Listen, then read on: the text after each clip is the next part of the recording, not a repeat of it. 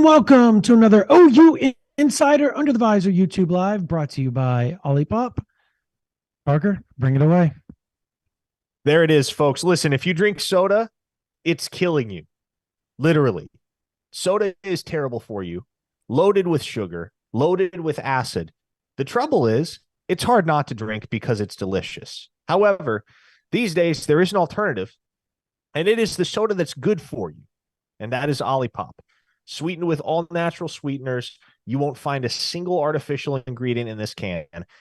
9 grams of fiber in every single can, plus digestive, what even is the word? Prebiotics. There you go. I get prebiotics and probiotics confused. I'm not even completely sure I understand. Yeah, I think you've always called the probiotics, and I thought that was actually a thing in there.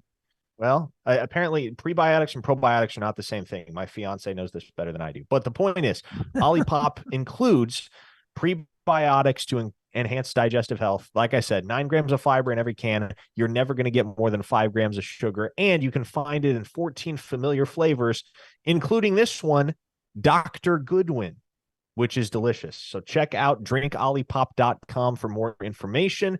You can grab a can at your local Walmart, Sprouts, Target, or Whole Foods. If you don't live in the state of Oklahoma, check out retailers near you. You'll find it in the health food section. It's delightful.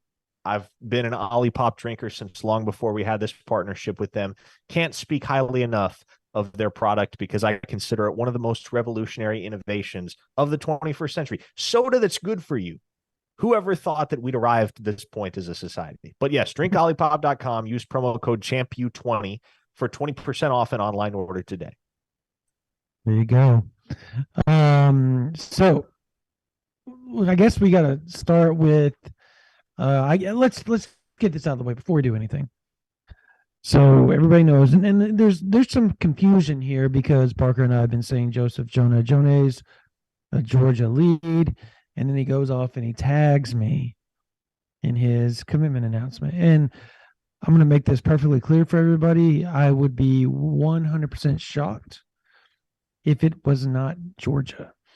And just because he tagged me, just because a kid tags us and we have a good relationship with them does not mean they're an OU lean by any stretch of the imagination.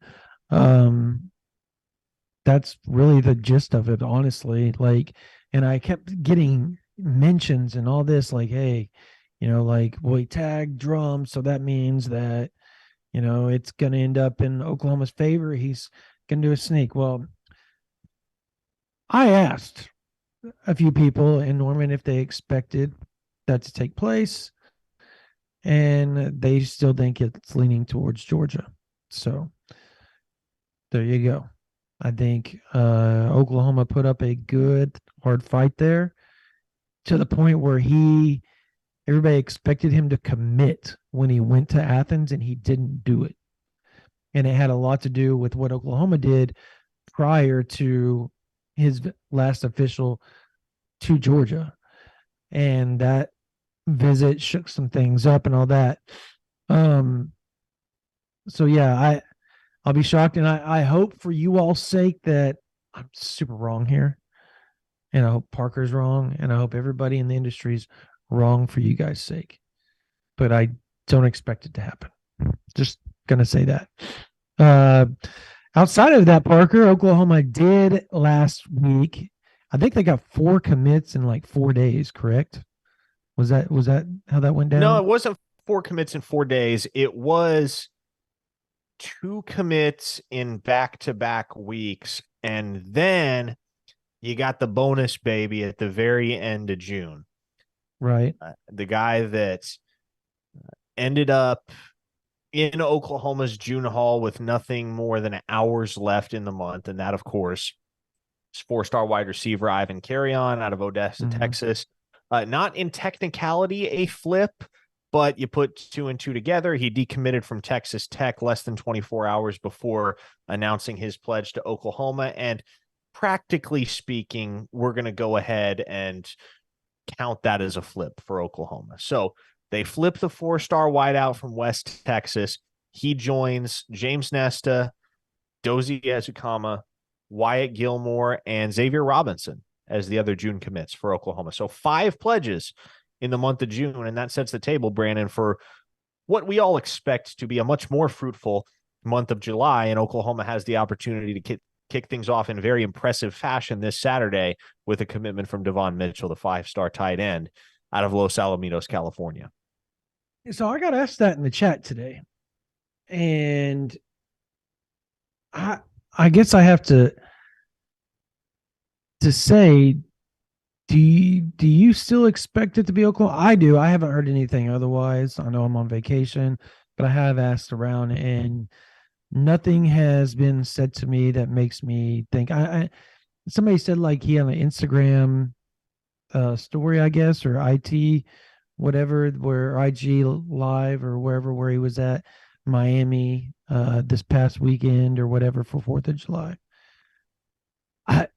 It's dead period. So that would be a horrible, horrible move by anybody trying to get in front of him on dead period, especially when you're a coach at a prestigious university of that ilk. You're going to get noticed. Just saying. Yeah. So as far as the Devon Mitchell recruitment goes, from everything I have heard, and I posted this on OU Insider earlier today in a little bit more detail, but from everything I have heard, Oklahoma has been able to maintain the upper hand despite the surge from Alabama as well as Miami here. Both those schools are starting to press and press and press here in the late stages, but there's just so many reasons why Oklahoma makes the most sense for a kid like that. And believe me, he is cognizant of that. His father, Marco, is cognizant of that. Everybody in his corner is cognizant of that. And that family is very, very tight with the Hawkins family. So having Michael, the 4-star quarterback, committed to Oklahoma in the class of 2024 is a huge asset as they try to lock down Mitchell here down the stretch. But look, I think the big selling point for Devon Mitchell right now, if you're Oklahoma, if there's any doubt, and I don't think there is a great deal of doubt in the Oklahoma camp right now, but if there's any doubt that your status in his recruitment could waver between now and Saturday, here's the pitch if you're Oklahoma, Brandon. Look, over the last 25 years, we have as strong of a penchant for developing NFL talent at the tight end position than any school in the country. And you are coming in, or would be coming in, at a juncture where you have the opportunity to do something that, in general, even our best tight end prospects have not had the opportunity to do. And that is to start as a true freshman. Because, yes, there's going to be Caden Helms and Jason Llewellyn and Cade McIntyre and potentially Blake Smith, potentially another transfer in the mix. But None of those guys are on the same level physically that Devon Mitchell is. There's a reason this guy is regarded as the number one tight end in the 2025 class, and upon reclassification, probably going to be top 5 at the position at minimum in 2024. Right. This is a special dude with an NFL bloodline. And so when he steps on the field for Oklahoma, instantly, he's going to be very tough to deny in Oklahoma's starting lineup. Regardless of what the rest of the room looks like, he's got the opportunity to play for a program that has a decorated history of producing NFL tight ends, and a program that at the same time can offer him an opportunity to see the field early, which is pretty unique when you think about what Oklahoma's tight end room has looked like, especially over the last 8-10 years. I go back to Jalen Conyers in the class of 2020, right, Brandon? That guy is widely considered one of the best, if not the absolute best tight end in the Pac-12 right now out at Arizona State. He didn't touch the field. Yeah, he didn't touch the field. What? Never played a snap as an Oklahoma Sooner. Yeah. So that is a testament to the type of depth that Oklahoma has had at that position in the past. That depth really isn't there, at least in terms of experience and past production. So Devon Mitchell really kind of hit the jackpot here if Oklahoma is indeed the pick, because he can go to a place where he's going to be developed at an elite level. He can go to a place where he's going to be able to compete for conference and potentially national championships down the line.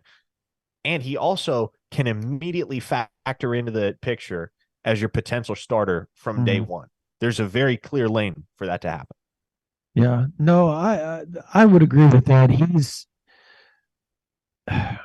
no, this is crazy to say. Probably considering that he should only be a senior next year once he reclassifies, but in age, obviously, and in football, as far as I guess time playing football, experience, all that type of stuff, and yet there is a decent chance, unless Oklahoma goes out and grabs a transfer, right, that you could definitely see him potentially start over everybody. And I think that has a lot to do with, more than anything, the Caden Helms situation. And Caden McIntyre is one that I think is a wild card here. I think he's super athletic. I think he has a chance to be really, really good at OU. But is he going to be better as a tight end or a linebacker when it's all said and done? I think that is a question that everybody's going to want to watch play out as his career moves along at Oklahoma, because I was actually shocked that they let him go, because BV is a defensive coach, right? Like, you would expect anybody when it's a, I guess I'm going to turn my mic up a bit. I don't know if it needs to be turned up. Is that better, Parker? Yeah, you're good. Okay, cool. Yeah, BV being a defensive coach, you would expect most 50-50 guys, or a guy that could play both sides of the ball, is notoriously going to end up on the defensive side. Look at Jacoby Johnson. Look at, I'm trying to think of some other guys that have been dual side. What's another guy that's been help me out here, Parker? Another guy, well, I guess Peyton Bowen could have been both sides of the ball if he really wanted to. Yeah. So, no, he could have. Yeah. I mean, he really could have, but I mean, obviously he's a better Gentry safety. Williams. Did we throw him in there? Gentry Williams played both sides of the ball. Florida wanted Gentry Williams to play wide receiver. And yes, and that was something that Oklahoma, even Brent Venables solely was like, you will be part of the punt and kick return. You will be part of getting some offensive packages. And they've even used some of that with Peyton Bowen. Like, you will be a part of the kick and punt return. Now, obviously, only so much of that can go around. But as far as Devon Mitchell coming in, man, I think at the end of the day, Caden McIntyre, Caden Helms, and I don't want to say Jason Llewellyn in the same breath as him, because he's a different tight end than those three. He is going to be your run-of-the-mill, three-point stance. He's going to be an inline blocker. He's going to be that type. He has the ability to be kind of your sniffer back, or what Riley calls as an H-back, which is the same thing, essentially. For those that don't understand the terminology and lingo, it's different, and yet it's not. There's a lot of similarities in how they're used. So I think that's where Xavier Robinson's going to end up as well. I think that's something we're not talking about is his height, his ability, his his frame. He could very well, if they end up landing Taylor Tatum and Kane Durham, you never know, bro. Like they literally could have to move him to the sniffer back and or be one of those rotational guys at the tight end and use him as like a Dimitri Flowers, use him as trying to think of all the guys, the JD Runnels of the world. JD was a little smaller, obviously. But they've had so many guys, Brody Eldridge, guys that played that position over the years that could do multiple things. Even Austin Stogner. I mean, he's and I think that's something we're not talking about enough this offseason is how much better he moves.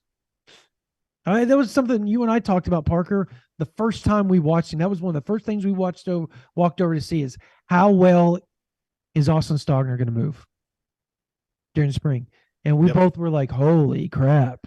Like he's stronger, he's more physical, and he's more fleet of foot. That year in the SEC, even though he didn't get a lot of targets, changed a lot and allowed him to gain confidence that he didn't have his final season in Oklahoma until the very end of the season. We saw a different Austin Stogner against Oklahoma State and a couple other teams prior to that than you did, leading up to those games because he was coming off the infection. He was coming off just a lot of confidence and mental, roadblocks. And I think that's another thing that's going to help you recruit the tight end is Braden Willis. And then you roll back in and have Austin Stogner roll in there, and he does really well.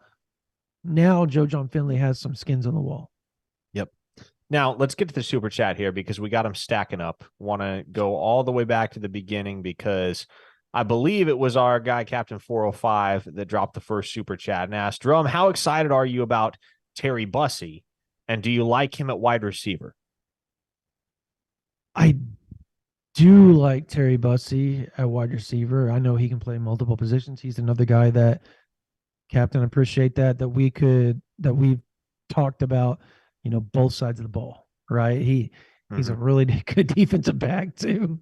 Like just we're not talking like really good, like stellar, like could come in and be a game changer for you.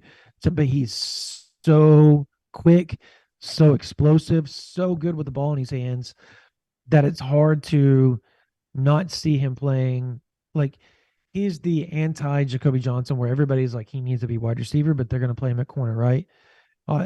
Everybody's saying that dude probably needs to be playing safety, but he's going to end up playing wide receiver because of what he can do with the ball in his hands. And I'm going to sit here and tell y'all this, and I've said this for a couple of weeks, and nobody wants to listen, so I'm going to say it again. I obviously think A&M, LSU, Texas A&M lead, and I think A&M is probably going to be where he ends up if I was to guess today. But that Oklahoma official visit changed some things. And if he does return for the party of the palace like he says he's trying to do, there is a lot of buzz that Oklahoma could make a play at this. Potentially 5 wide receivers in the class. I don't think they'll be able to take 5 because I think once you take the 5th, I think somebody will fall off. And I'm not going to say who I think that is or anything like because that's an injustice to the kid. But would you agree with that, Parker? I look. You think 5 would stick? It feels like too much of a good thing to throw Terry Bussey in that class because look, I like where Oklahoma sits with Zion Raggins commitment date upcoming on July 18th. So if you get Raggins in the fold, yeah, that's 5 receivers, and you can make the argument long term. Ivan Carrion's more of a tight end. I'll hear you out on that. That may very well be the case, and if he ends up being a tight end in the long run, then okay.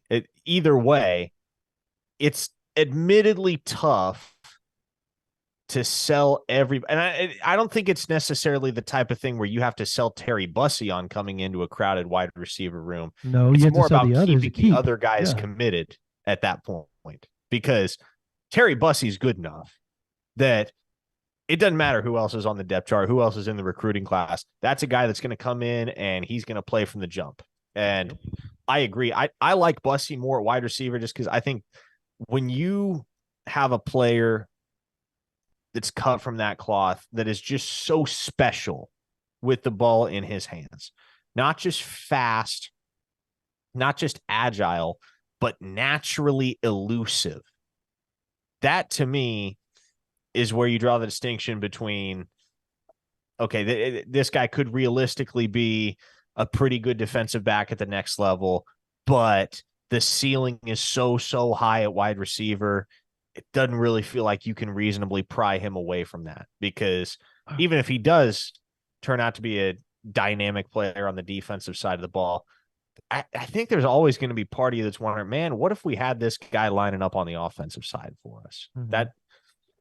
That potential exists with a guy like Bussey. So again, I think it's less about selling him on coming in a crowded room, and it's more about keeping KJ Daniels and Dozie Ezekama and potentially Raggins committed in a class where you've got a guy in Zion Kearney who's absolutely one of the most slept on players in the country. We're talking about potential first round draft pick makeup with that kid. And Bussey, who is right there among the most explosive players in the entire country, not just the state of Texas. And I think without a doubt, Terry Bussey's the most explosive player in the state of Texas. And that to me can expand to all positions. I think that guy is the best in that entire neck of the woods with the ball in his hands. So, yeah, look, does he end up at Oklahoma? I'm not there Probably right not. now. I wouldn't bet on it. Now, if he gets back to campus for the party at the Palace, that's where you start paying attention. Yep. Even more so than you are right now. If he shows back up at Oklahoma in late July, then that's interesting. That is certainly noteworthy. Until then, I don't know. I'm hard pressed to believe he ends up in the class. Like I said, it just kind of I feels agree. like too much of a good thing. Stone and By the way, hey, before you Nwaneri. read that, and Yeah. obviously E Dragon, Anya or Anya, whatever you say it. I'm sorry if I'm not saying it correctly. The jokes that everybody said to the Bussey stuff, you probably need to go back and read the chat. They were pretty clever. So well done, folks. Well done. Stone and Nwaneri. Look, I'll hit the Nwaneri thing and I'll let Brandon riff off of it with David Stone. But look, I'll keep it short. I don't feel the need to belabor the point on a recruitment that we inevitably are going to talk about every single week until we get an announcement from the kid. I just haven't heard anything to this point, and I've heard a lot. Like, this is a recruitment I've been very plugged into over the last few weeks because everybody has been constantly asking. So even more so than I've already been hitting up my sources on the Nwaneri recruitment, I've been doing it all the more so as of late. I haven't really heard anything to change my mind.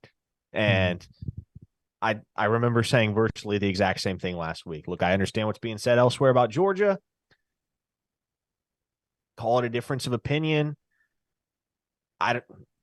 Sources are going to differ in exactly what they tell you about a kid. From my end, I have not heard anything to make me doubt that Oklahoma still occupies the pole position with Williams Nwaneri. And nothing is imminent there in the sense that you need to watch out for an announcement in the next week or so, but it does feel like this thing is winding down, and I would probably peg late July as when you can figure an announcement can reasonably be expected. Yeah, I think from around July 17th, 18th on would be where I would have my head on a swivel if I was an Oklahoma fan looking for an announcement. That's not to say that's the exact date or anything like that, because we don't know the exact date, but we've been told some time frames to watch out for. And so that's kind of anything from that point on to like July 31st is where we're looking to see, what exact date that announcement's going to happen on. And I think the other thing is, and I'm sorry if you can hear my dog drinking water in the background. But I think the other thing is Parker. We talked. Was it yesterday? It was yesterday that we It was talked, yesterday. and I had a conversation for a good 20, 30 minutes where this person called to talk about a few things and to say they were confident in where Oklahoma stood would be kind of an understatement. And I thought it was weird, dude, because I was like, I don't know, man. They feel pretty strongly about the situation. I'm not there yet. I'm still like, watch out for Georgia. Like Georgia is there. They're they're making a play, but I still think Oklahoma leads. And again, like Parker said, it's a differing opinion in sources, right? The Georgia people have their Georgia sources. We have our Oklahoma sources. And obviously Parker has a few sources up there in Kansas City that have their feelings on things. Um, it just comes down to connections with me at the end of the day. And I get the Nigerian background with Georgia's DN coach slash D line coach. I get it.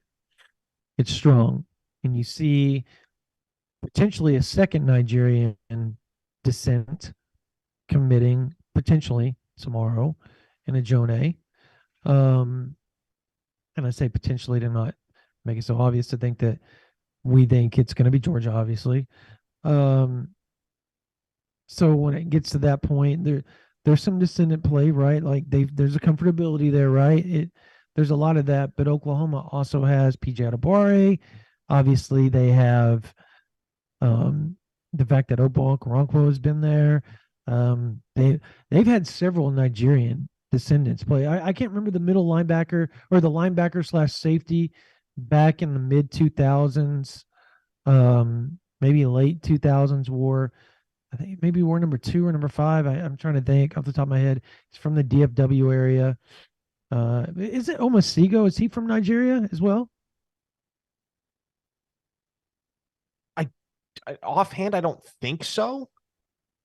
His family doesn't have Nigerian descent. It's a very African last name, by the way. Yeah, I don't think it's North Nigeria African, by the way. specifically, though. Gotcha.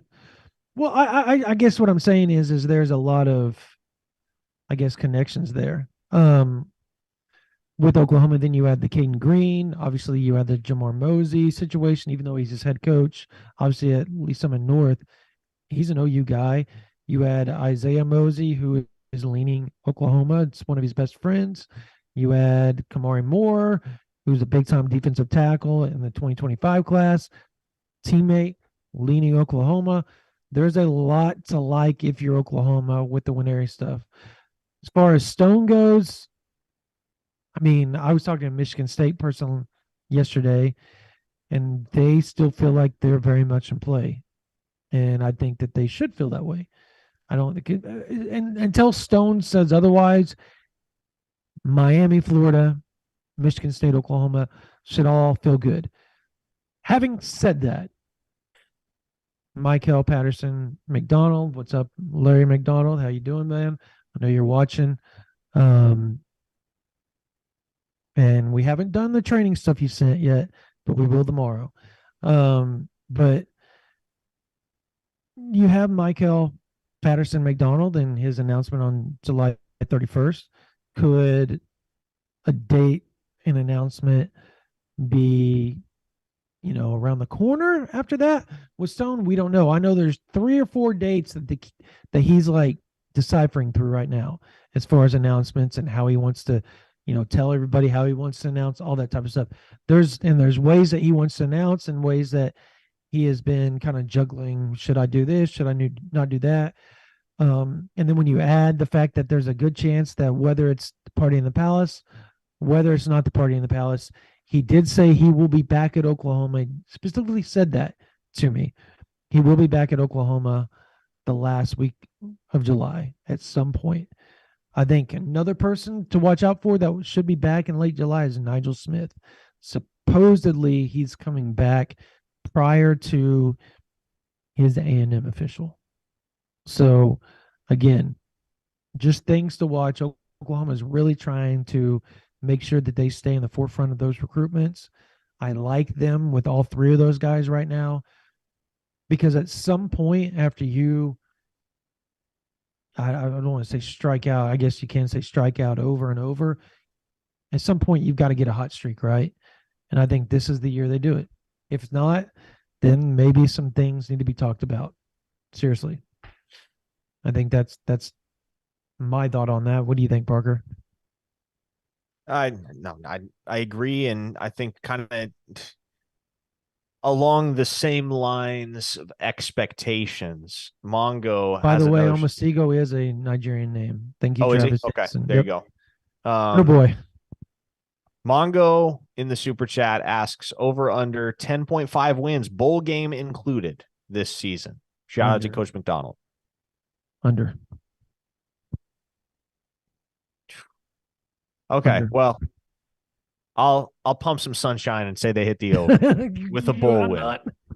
With a bowl win. There you go. Well, here let's play this out though. No, I don't. I think 10 wins is very likely with the bowl Yeah. because I think 9-3 is where I have them in the season. So they win the bowl 10 wins, but I can't see 11 or 12. And if they do that, Parker, watch the out. way I see it, it ought to be a 10-win regular season looking at that schedule. And if it is a 10-win regular season, then you just got to win either the Big 12 championship game or a bowl game. So it is a little bit on the optimistic side, admittedly, but I do think there should be 10 wins on that regular season schedule. And if that's the case, you can almost guarantee that Oklahoma gets to 11. Because like I said, either the Big 12 championship game or the bowl game. And if you win 10 games in the regular season, odds are you get a crack at both of them. Further on down here, 214 Sooner says, first time caller, long time listener here. Is Bussey's recruitment as wide open as some have suggested? Thanks, loving the Ollipop. Aren't we all, baby?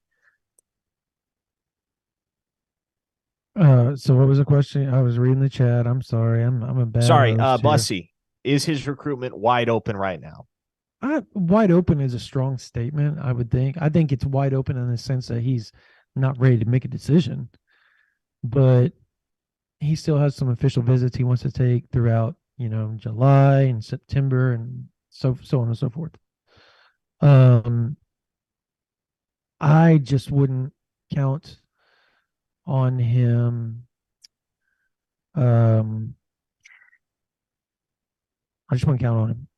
As we said earlier, I wouldn't count on it. Now, again, like I said, and then Parker agreed with, if he shows us with the party in the palace, let's talk. But I think A&M, LSU, Texas are three of the schools I think are in really good position for him, with Oklahoma right there. But I think A&M's probably the leader, to be honest with you. He just has more, I guess.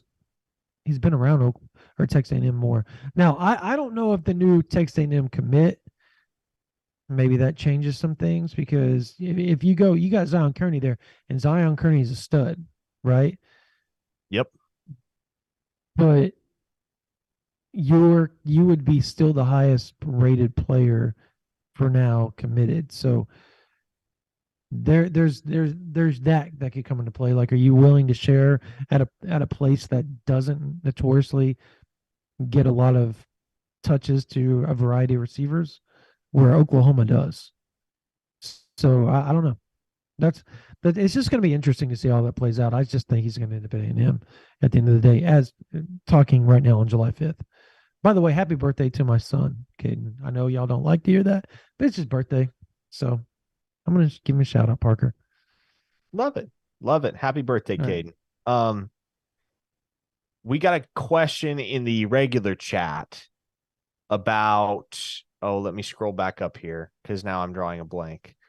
Oh, yes, the quarterback situation, because obviously Samaj Jones committed to Cincinnati over the weekend, which great job by the Cincinnati staff to make a late run there, because it looked like OU or West Virginia, and that was kind of the beat that most had on it for months, till Cincinnati reemerged late in the process, made a statement on that official visit, and made the deal sweet enough for Samaj Jones that they were able to pluck a blue chip quarterback out of the state of Pennsylvania, which I know they're making the move to the Big 12. And obviously that's been a boon in recruiting, not just for Cincinnati, but also for UCF and Houston.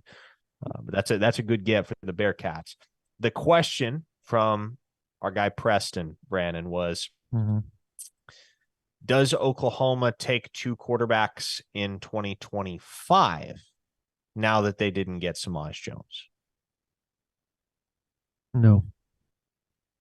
Yeah, I think they'll go portal. I don't think so either, because I don't think you mess with the Sperry situation. No. And look, Kevin Sperry is good enough, and I think confident enough that if you decided to bring in another quarterback, it's not like he's going to be sweating over whether he's ever going to see the field. Right? But it's more so that he's already established himself as the leader of the class. He is the unquestioned alpha dog in the 2025 cycle for Oklahoma.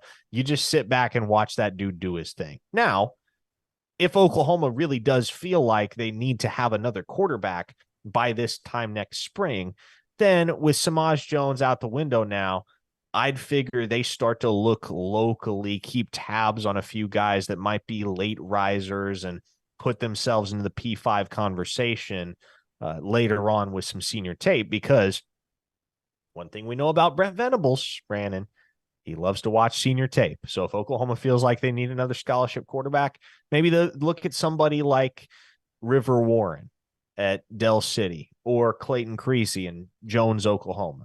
Guys like that are probably fringe FBS or fringe Power 5 players right now based on what they've done to this point, but that, if they really make that leap from their junior to their senior year and it shows up on film, then maybe you throw out the late offer like you did with Taylor Heim last cycle and see if you can coax a guy into the class. Yeah, I think that or the portal, one of the two, I think is something. Maybe you try to go get a depth guy, right? You don't need anybody that you got. Michael Hawkins, you have obviously Jackson Arnold.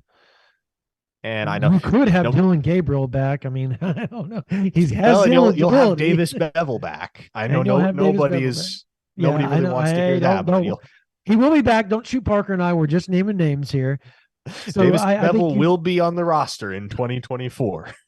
So if I'm Oklahoma, I go grab somebody that I think would be a good second or third behind Jackson Arnold, and would be able to compete with Michael Hawkins.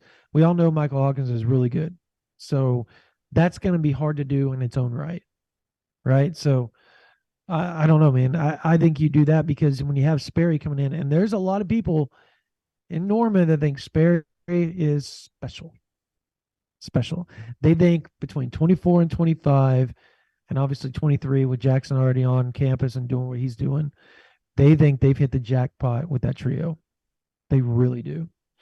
Yeah. And the second you're confident with that, it bleeds into your players, that because you trust them, and then they start to trust you, and then everything else kind of starts to fall in place. And I think that's the beginning of something good, in my opinion. Yeah. What other recruitments do people want a beat on? I guess I'll chime in here and add that I was up in rural Iowa. Oh, yeah. This last weekend with 4-star offensive lineman Grant Bricks.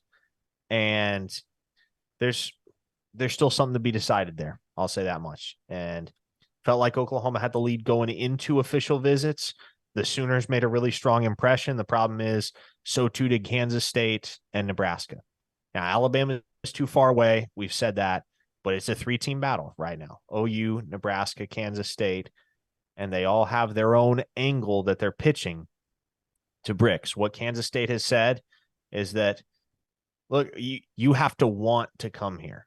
That was what they told the kid. You have to want to come here. You have to want to be part of what we're building and our collective identity at a place like Kansas State, because nobody with their pick of the litter is going to choose Manhattan, Kansas, just based off the ostensible factors at play, facilities and competition level and that kind of stuff. No, they're straight up with Bricks. They're telling them, look, you have to want to be here. Kansas State has the girlfriend as well. That'll help. Nebraska's pitch is obviously, hey, we're building this program around local dudes. We're building this program around blue collar Midwest kids like you. We've got 23 of them already committed in this class. And you can be number 24. You can be the cornerstone of our offensive line class. Obviously, at Oklahoma, what they're selling to the kid is, hey, come here, go play in the NFL. And I will say, one thing that really does stand out to Grant Bricks about Oklahoma, and part of the reason I think they still have the upper hand as of right now, is because that dude's enamored with Jerry Schmidt. He is big on the strength and conditioning programs at these schools and evaluates them very, very carefully. And he said he told me one of the best parts of his Oklahoma visit was getting to have a conversation with Jerry Schmidt and getting to learn things from Jerry Schmidt, new stretches and exercises that he can apply to his daily training regimen, such that it can help develop him from a kid who didn't play football until his 8th grade year in small town Iowa to a Power 5 and eventual NFL offensive tackle. So I think the Schmitty factor, to be honest, is a huge asset for Oklahoma in the race for Grant Bricks. And at this point, man, it's really about who those big boys are going to be up front in Oklahoma's class, because you feel good about Devon Mitchell, feel good about Taylor Tatum, feel good about Caden Durham, and feel good about Zion Raggins. Those are your remaining targets at the offensive skill positions. And there's a very good chance that all 4 of those guys are committed within the next 2 to 3 weeks. Or I'm sorry, I don't quote me on that. I misspoke. Durham's not committing until late August. But there's a very good chance that you could have at least 2, potentially 3 of those 4 committed by the end of the month. And so now the question becomes, who else besides Isaiah Autry do you get on the offensive line, and when do you lock them down? Because Oklahoma's battling Eddie, they're battling UCF for Eddie Pierre-Louis. He doesn't really seem inclined to rush a decision right now. It seems like that one's kind of going at a pretty glacial pace. Bricks has said he wants to have a decision by the end of July, but if he's not 100% decided, he's not going to rush it. Casey Poe is announcing on July 12th, but naturally, you can't really count on that one right now if you're Oklahoma. And then Bennett Warren has kind of gone quiet on everybody, and not really sure what the timeline is on that one, other than he wants to have it done by the beginning of his senior season. So it almost begs the question, Brandon, is there anybody else on the board for Oklahoma, or anybody that doesn't have an offer yet that Oklahoma could get involved with down the line if a couple of these decisions don't go their way? And obviously Harrison Utley is a guy that comes to mind. We've talked about Josh Asosa up at Edmond Santa Fe. And then, oh man, I'm drawing a blank. The Muskogee kid. What's the Muskogee kid's name? Oh, the tall tackle. Oh my God. Big kid. And he's starting to pick up some he's starting to pick up some G5 offers now. And so he went to Oklahoma's camp, and I think they liked him. And I can't remember his name off the top of my head. I just remember seeing that kid on an unofficial to Oklahoma on a game day last fall and wondering, goodness gracious, who on earth is that? He's enormous. Yeah, he's good. He was a basketball guy up until like 2 years ago. I can't remember. Wesley Harvey. There you go. Wesley Harvey. There you go.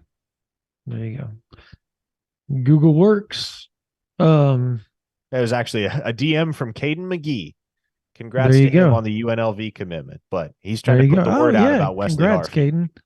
Yeah, man. And I'll tell you this, UNLV is hyped to have him.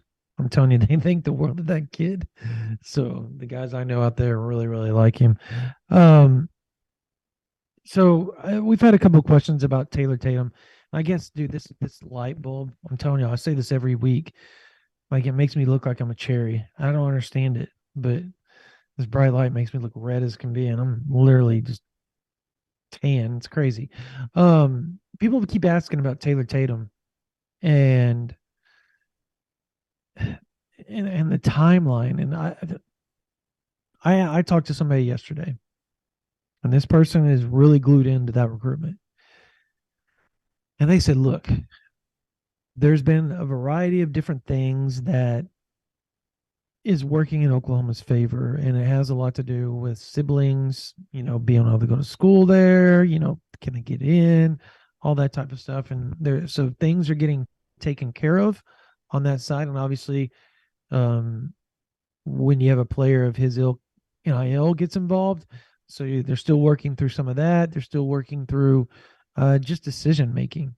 And so there's a variety of things that Oklahoma is working on to continue to sell him and hold off USC while USC continues to try to make up ground. So the longer this drags out, in my opinion, I don't think I'm worried that USC, if I'm an Oklahoma fan, that USC is going to make up ground and beat them unless it gets into like August 1st, August 2nd, August, that type of deal. I think if you get out of July and he still hasn't committed, start biting your nails a little bit. And that I believe that. So but I think that things will get done this month. Like I really can't see it dragging out for another 3 weeks. I just can't. So we'll see.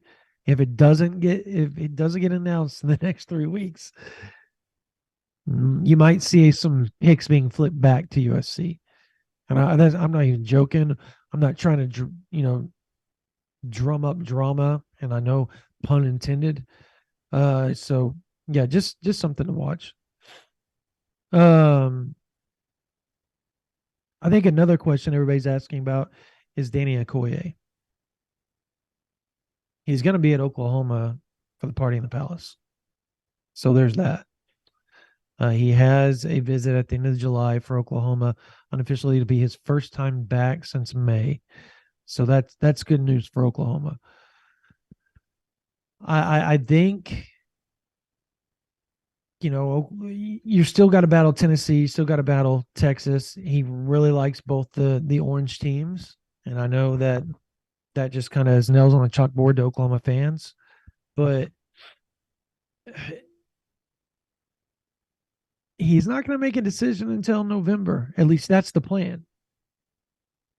So the longer this drags out, and if Oklahoma really does, let's say they just went 9-3 or 8-4 during the season. Let's say I don't see them going 8-4. I think the games that they play close this year, they'll actually win. It'll be a lot like 99 to 2000 where they actually win the close games. I don't think they're going to go undefeated by any stretch of the imagination. I think 9-3 is a good starting point for year 2. But if you're 9-3 and then maybe you're playing for a nice bowl game, or somehow maybe you're 10-2 and you slip your way into the Big 12 title game, where you're at least battling for it, I think at that point Akoye becomes very much more viable at that point. What's your take, Parker? No, I agree. And I think Akoye is, who can I compare him to? Who was one guy last cycle? And I'm not going to say Peyton Bowen, but like, who was one guy last cycle that just insisted upon doing things on his own timetable and waiting and waiting and waiting? I'm trying to think who committed late in the cycle for Oklahoma besides all the late offers like Ashton Sanders and Taylor Wine. I don't know. There's nobody that immediately springs to mind in the 2023 cycle, but Akoye, unless you just blow him away at the party at the palace, gonna have to observe some level of patience with that recruitment. And I also think that whether or not Oklahoma ends up really pushing hard down the stretch for Akoye depends a lot on what happens with Williams Nwaneri, because if you get Nwaneri, and I expect Oklahoma will right now, then it diminishes the need to have other elite guys at the edge position, because you already got Wyatt Gilmore committed. If you get Nwaneri as well, and you go 1 for 2 down the stretch between Zena Moselu and Danny Akoye, you feel pretty good. But you're not going to necessarily pursue with the same fervor if you have Nwaneri in the fold than if you end up on the outside looking in for your top target at defensive end, and you got to scramble a little bit. And if Oklahoma has to scramble, having a Moselu and having a Akoye on the short list leaves them leaves them with a paddle. They're up a creek, but they've certainly got a paddle. So Mhm. it all is not lost if you don't get Nwaneri. But by the same token, if he is in your class, Akoye isn't somebody that you necessarily feel like you have to throw the kitchen sink at down the stretch. And you can wait it out with a little bit more of a sense of security, knowing that if you get him, that's great.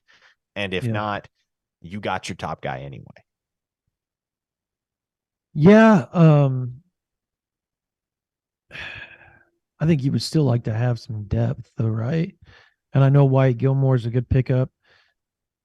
I know people in Norman think he has a chance to be really good at Oklahoma. The funny thing is like there's a player at Oklahoma right now that nobody's talking about at defensive end. We talked about it yesterday because this person talked about it to me. Taylor Wine. They think that dude has a chance to be downright good, like really, really good. Um, they said as far as athletic ability, freakiness, strength, he's there. He just has to learn the technique of it all. And they think he has a chance to, by the end of the year, be making some contributions. Like this person called it a God moment whenever Colton Vasek decommitted and Taylor Wine started getting thrown in the OU staff's direction very shortly after the decommitment last year. So they're very thrilled with him. Um, they think kind of in the same vein with Wyatt Gilmore, where they think he can come in, just a grinder, a really hard worker, and make a contribution within, maybe by the end of his first year, particularly second year, after being with Schmitty for a couple of off seasons. So, I mean, there's you would like depth with the Koye, but you feel like the defensive end spot with the Atabare, obviously. Trying to think who all has eligibility still left. You're gonna have Atabare, Taylor Wine, RMT, uh, help me out Ethan here. Downs, obviously. Ethan Downs. Yep. Reggie Grimes will have a year. Yeah. Trace Ford will have a year if he Yeah, he'll wants have a it. year. He could have three. He could have two actually, because he could get a medical red shirt. Honestly, so he has 3 years for two kind of deal because of his uh, medical hardship potential. So yeah, they've got depth there, but I think in this class you would like three DNs, right? Would you agree with that? You would like three DNs and three defensive tackles in a perfect world. I That's what you eh, would like. Yes, I would say six total. I think that could take the form of 3 and 3 or Four and four two. DNs and two Yeah. defensive tackles with the knowledge that Gilmore has the potential to bulk up enough to move inside or at least Well, give you I some think I think the physical other way. I think flexibility. it's Winery that has the chance to bulk up and move inside. I just think he's too fast, man. Like too fast and too long. Like, yeah, he can bulk up, but man, he's in his wheelhouse off the edge. So this person equated Williams Winery out of high school to Miles from Garrett, Clemson. No, from Clemson. Oh my gosh, drawing a blank here. I think he just got drafted. Miles. I'm thinking the wrong name here. Who's the DN that just got drafted from Clemson? A bigger guy, 270-pound defensive end. Miles Murphy. Thank Miles you. Murphy. Okay, Yep. there you go. Yep. There you go. Thank you, Devon Tubbs. Appreciate that, man. I was drawing a blank, man. Just went. Psh. Yeah, Miles Murphy. And I went exactly with the same name you went with. I was like, no, but he played at A&M. He's been in the league forever. But yeah, Miles Murphy. They equated and they said, dude, he's Miles Murphy out of high school. Just big, long, rangy. He can slide inside if you need him to, but he's going to be able to keep his speed off the edge. So that's why you want those types. They feel like they have that. Obviously, they think Atabora is going to weigh 270, 280. by the time he's done, and he's going to look like he weighs 250, weighing 280, and he's still going to have that speed. They said he is a creature. That's the exact words. So, anyways, before we go, we got about 5 minutes left. Could LD23, you know what? I like you on OU Insider. I'm going to give you some props here. Could Stone sway Jaden Jackson? You want to take some? I'll come after you. I got some info on that, so I'll come after you. Yes. And that's something I we've been agree. talking about. Yes. Stone could sway Jaden Jackson. Now, is it an automatic package deal? No, and I don't want to present it like that. But with those two being IMG teammates and with Jackson already having a lot of interest in Oklahoma already, yes, if you get David Stone committed, that's going to significantly improve your chances with Jaden Jackson. It will. Yeah. So there was a lot of vibe that Texas, before he took the visit, I'm talking about Jaden Jackson, before he took the visit officially to Oklahoma, there was a strong, strong vibe that Jaden Jackson was leaning towards Texas. Now, I don't know if he still is or is not. But what I do know is that after the official visit, and then him obviously hanging around David Stone, there is a sense that Oklahoma's there, and they've got more than a puncher's chance at this point. And I guess Mama Jackson, Miss Jackson, really enjoyed it. So I think he saw similar Samoans there. There's another Samoan defensive tackle coming in from Hutchinson Junior College in December. So there's a comfortability there as well. So Oklahoma feels like they have at least positioned themselves to be a player, and all they're trying to do is continue to scratch and claw and see if they can't win that battle. I think if David Stone, and this is the weird thing about Stone, is if he would just announce, there would be a massive domino effect. Yeah. That would take place.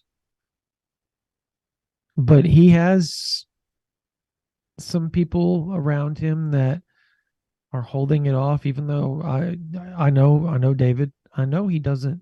He wants to be done with it. He is tired.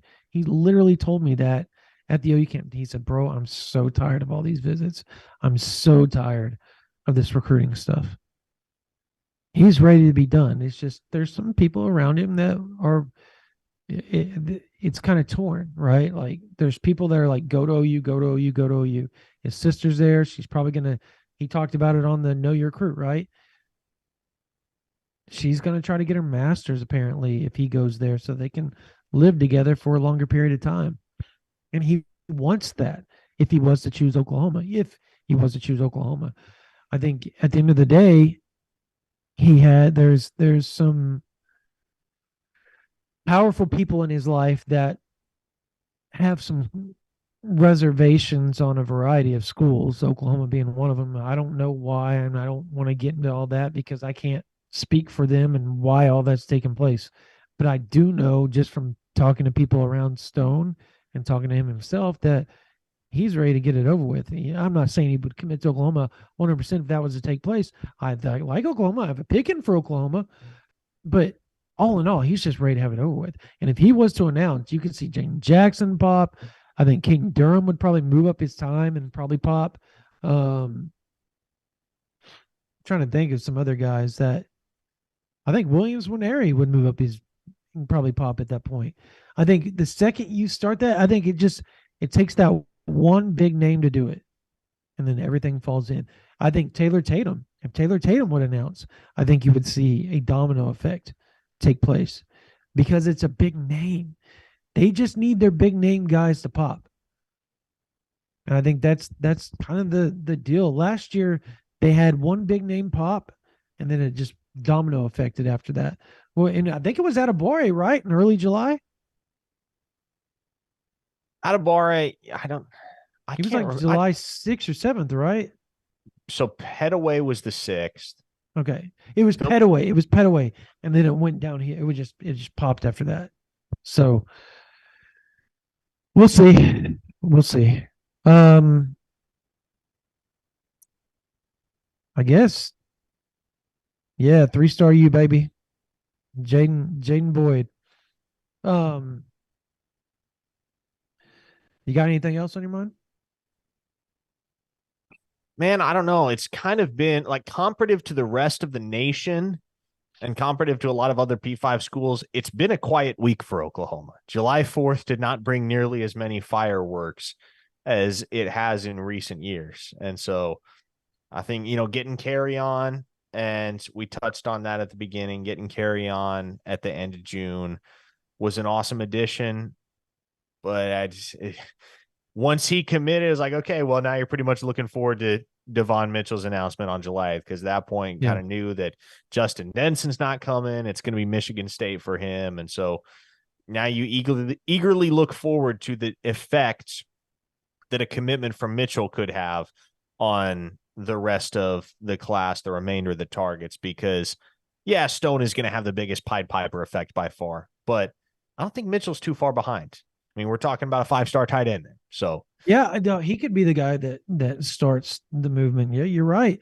So I guess my question would be, and I know we touched on it a little bit earlier, but really, I'm going to put you on the spot here. How shocked would you be if it wasn't Oklahoma? for Devon Mitchell, Yep. with the other two programs involved, I would say if we weren't talking about Miami and Alabama being the other two schools, I would be darn near 10 out of 10 shocked if it wasn't Oklahoma on Saturday. But given that we are Mhm. talking about Alabama and Miami, I'd say 7 out of 10 shock factor. So you'd be shocked. I still would be shocked, There you go. but I'd also be like, okay, I see it. Like, it's not the most out of left field thing that's happened in this cycle. Yeah, and I guess one final thing because I see it keep popping. Jason said Mitchell's going to Miami. He's totally trolling, just try to get a rise out of people, and Jason does that quite often. Um, so people keep asking about Dominic McKinley. I mean, there's a lot of McKinley questions on here and where he stands. Guys got to be patient. Like he's not announcing until the Under Armour game, so kind of put him in the back burner a little bit. I think Oklahoma's in a really good spot. I think they might even lead, or at least they're battling it out with Texas right now. But I refuse. I don't care what anybody says. I know there's a lot of people like, mom doesn't like LSU, doesn't like the culture there. But Alabama's another school that he might official visit, might. And he hasn't set up an official for LSU. He hasn't set up an official for Alabama. Yeah, when those two schools are involved, particularly LSU, considering he's 50 minutes away, I refuse. I call me pessimistic, call me whatever, but I refuse to sit here and tell you all Oklahoma has a really good shot to land him no matter what. Because I think they have a good shot to land him, but you just need to watch out for LSU. Like that's all I'm going to say. Especially if they go out and they win, the defensive line coach did not have a really good chance to build the relationship. So the longer this plays out, the more time he has to build that relationship with not only Dominic McKinley, but his brother and his mom. And that's the key. Bates, obviously at Oklahoma, obviously Texas, Texas A&M, they have a head start over LSU. They're playing catch up, but again, 50 miles away. He lives 50 miles away from Baton Rouge. 1 hour. Just think about that. And he's not going to announce until January. That just screams signing day, or he signs, obviously, they hold it off, whatever. That just screams one of those late announcements where Oklahoma feels really good and the dude just goes LSU. So, I don't know. Do you understand what I'm saying, Parker? No, I completely understand, and that's kind of been my recommendation all throughout Oklahoma's courtship of Dominic McKinley is, look, just be mindful that it's LSU until it's not. And if you're able to pull that kid from out of the Tigers' backyard, just allow yourself to be pleasantly surprised by that. Don't build up the expectations. Don't feel comfortable as an Oklahoma fan in the Sooners' pursuit of Dominic McKinley until you see pen hit paper. In the meantime, just assume, for the sake of your own sanity, and I know it's kind of a negative Nancy mentality, but assume he's not going to be in the class and allow yourself to be pleasantly surprised otherwise. Yep. That's how I'd feel about it too. All right. That's going to do it for this version of the OU Insider Under the Visor YouTube Live, brought to you by Ollipop. If you're not subscribed to this YouTube channel, please hit the subscribe button. Obviously, if you're not subscribed to our podcasts on any platform, whether it's Google Play, whether it's iTunes or Apple Podcasts, whether it's Audible, whether it's Spotify, whatever your preference is for podcasting, please go give us a like, 5 stars, all that, because this will be on the podcast as well. And then if you're not an OU Insider member, we got a lot of content. I'm on vacation right now, but I'm still going to throw out some content for you guys this week. I know Parker has more content coming for you guys this week. And things are going to start heating up in July, not just the weather, but on the recruiting trail. And, that tends to be the time. July and August tend to be the time Oklahoma catches fire. So if you can, go ahead and go over there and give us a try. If you don't like us, hit me up. We'll try to make it work for you guys. I promise. Yeah. All right. Also, drink Ollipop. It's the soda that's good for you. Give it a try. If you don't like it, well, I can't really help you in that case. Everybody has a different palate. But for those of you inclined to enjoy a sweet fizzy beverage from time to time, and those who want to be able to indulge in said luxury without worrying about the adverse effects that it has on the body, you're going to want to try Ollipop. All natural, never more than 5 grams of sugar, always 9 grams of fiber, and prebiotics to enhance digestive health. DrinkOllipop.com. Use promo code CHAMPU20 for 20% off an online order, or pick it up in stores at Walmart, Target, Whole Foods, or Sprouts. There you go. All right. For Parker Thune, for Spencer Forsythe, my name is Brandon Drum. That's going to do it for this version of the OU Insider Under the Visor YouTube Live, brought to you by Ollipop. You guys have a blessed night.